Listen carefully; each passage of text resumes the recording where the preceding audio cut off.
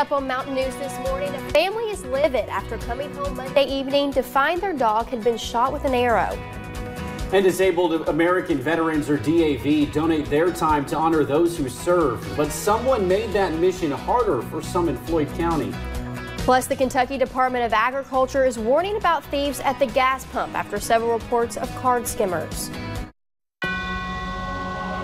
Dedicated to Eastern and Southern Kentucky, this is WYMT Mountain News This Morning. Good morning. The time is 5:32 on October 31st. I'm Madison Pergram. And I'm Will Puckett. Thank you for tuning in to Mountain News this morning on this Thursday, Halloween or Friday Eve. Yes, the kids can be in their costumes. It's a fun time getting candy. Yes, it is a fun time. They're going to want an umbrella, though. They are. Let's go to Brandon Robinson because it is going to maybe start raining this afternoon and a drop in cooler temperatures. The rain's already begun, my friend. We're going to continue to see that as we head into the afternoon. Hopefully things will start to dry out a little bit by the time we get at least to maybe the middle or end of trick-or-treat this morning, though. The rain coming down across parts of the area. Satellite radar loop the last 6 hours is starting to move back in after a break overnight for the most part there. We're going to continue to see that rain push throughout the daytime hours. Limited visibility now across the Cumberland Valley, Harlan, Middlesboro, and Jacksboro, so be careful down that way. Somerset as well. Temperatures in the 60s. They'll actually go up for a little bit until we get to about lunchtime, and then we'll see they'll start to slide about anywhere from 5 to 12 degrees warmer this morning, depending on where you are from this time yesterday. 67 right around 11 o'clock, could get a touch warmer. We got southwest winds bringing some warm air in, but those rain chances will pick up, continue as the cold front comes through, and again, temperatures will drop fast as we head into the afternoon and evening hours. I'll have more on that here in just a little bit. Will? All righty, Brandon, thank you. Well, as we have been telling you all week, these showers and storms have some cities changing their Halloween celebrations. Over on WYMT.com, we have the latest list of trick-or-treat times for cities and counties. Yesterday, both Letcher and Leslie counties moved their trick-or-treat days to tomorrow. Others have moved them to Saturday. Harlan County has kept theirs the same for tonight. Well, making the most of a first Halloween spent in the hospital. Yesterday, an annual tradition continued at Norton Women's and Children's Hospital as NICU babies were dressed up in costume. Ariel from The Little Mermaid was surrounded by seashells, triplets dressed as three-peas in a pod, and a tiny ballerina completed with a massive bow. One child's family dressed him up as the boss baby.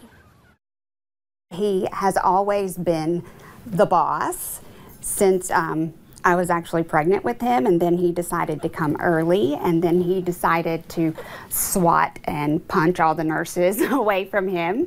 So we call him Boss Baby. Jacob Drew was born premature at 26 weeks, weighing just about 1.5 pounds. But he's getting stronger thanks to help from the NICU nurses. He's now up to 3 pounds. Well, a big night for Whitley County and Elaine Stott. Across the nation, people have followed her journey on season 39 of Survivor Island of the Idols. Last week, a tribe swap sent her to the other side. But a dominant performance in the Reward and Immunity Challenge brought her group together.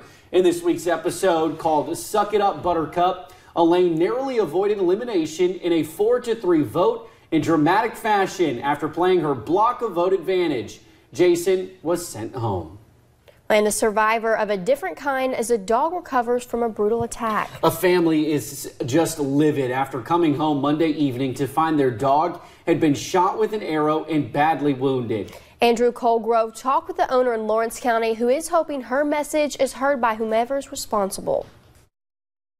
She was just a puppy. I mean, she never bothered nobody. A family is struggling to conceive why anyone would treat their dog so viciously. All she wanted to do is love on somebody and play all the time. Wilma Cordell left her home on Bear Branch in Blaine Monday morning to run an errand. When she came back a couple hours later, she made a gruesome discovery. I seen blood all over the driveway. She saw a trail of blood leading from the road to under her mobile home. What kind of condition was she in? What was she doing?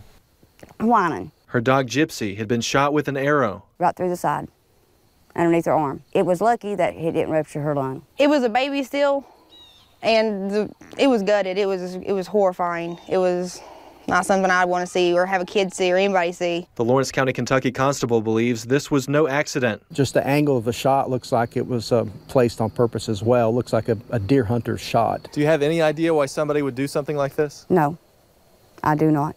You haven't had any problems with neighbors or anything? No. Cordell says Gypsy went through surgery Tuesday and is expected to be okay. It's very sick. They don't have no respect for nobody's animals, and how would they like somebody to do them that way if they had an animal that they loved? On edge, hoping other pets in the area are not targeted as well. Andrew Colgrove, WSAZ News Channel 3, Blaine.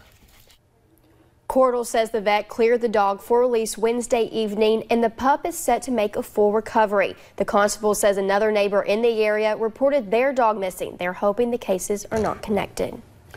Well, Disabled American Veterans, or DAV, donate their time to honor those who serve. But someone made that mission harder for Chapter 128 in Floyd County.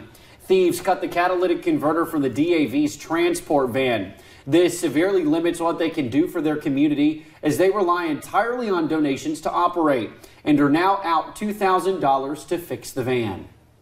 We have to go out on them roadblocks like that, stand out there and maybe raining or hot, you know, and take that money up. We got a big lot of stuff for next week, and we're hoping we get that van back running because we've got to haul a lot of stuff.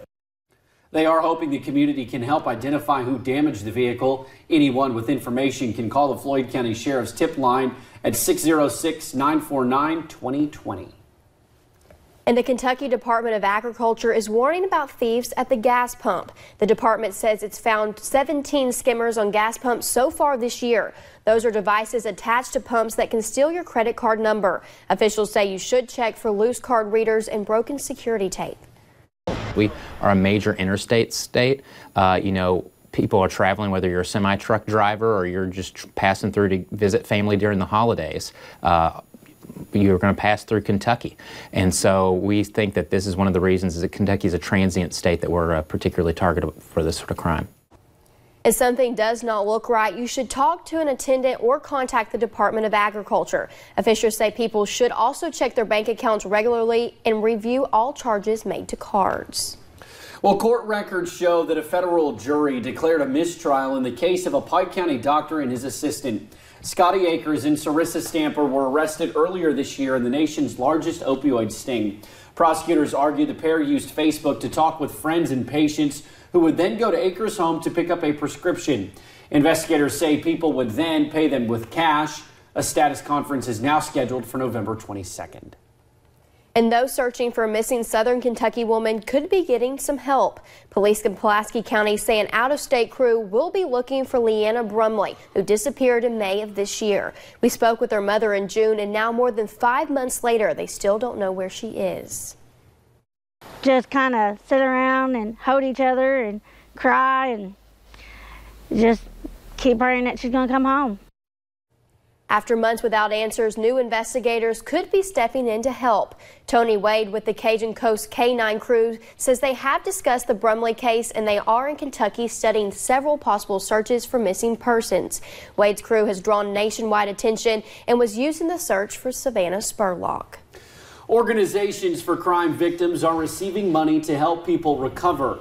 Groups like the Children's Advocacy Center for the Bluegrass and the Merriman Domestic Crisis Center are just two of the 135 programs that help victims of crime and receive funding through VOCA or Victims of Crime Act.